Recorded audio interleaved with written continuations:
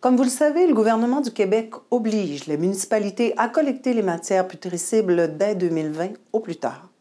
Déjà, en 2018, la Ville de Saguenay perd une subvention de 150 000 $ parce qu'elle n'a pas encore mis en place son système de collecte. L'an prochain, ce sera 300 000 $ et ainsi de suite pour les années qui suivent. Saguenay veut produire un compost de qualité A pour être en mesure d'en fournir à ses citoyens, ses cultivateurs, ce que les autres technologies étudiées par la Commission du développement durable ne peuvent nous fournir. Notre commission, composée de 3 élus indépendants et de fonctionnaires compétents, a eu pour mandat d'analyser les options possibles selon une grille d'analyse très complète.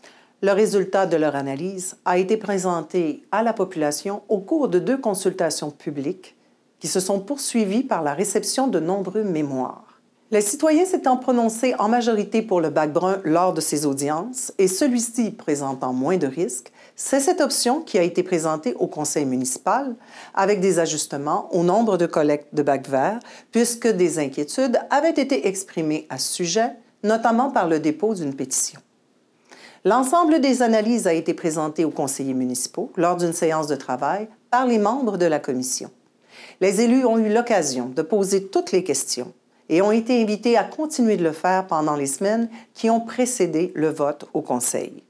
Le dossier de la collecte des matières résiduelles a été mené de façon rigoureuse et démocratique. Malheureusement, il y a eu un imbroglio concernant l'ouverture des registres sur le règlement d'emprunt.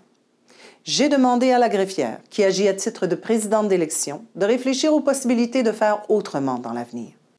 Les différentes possibilités ou interventions que le Conseil pourrait faire auprès du gouvernement pour un amendement à la loi électorale seront d'ailleurs discutées lors d'une prochaine plénière.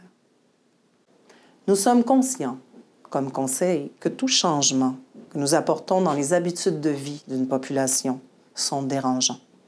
Cependant, en 2018, nous croyons que des actions doivent être prises afin de permettre à nos enfants, petits-enfants et toutes les générations à venir de pouvoir vivre, grandir dans un environnement de qualité, celui que nous leur céderons.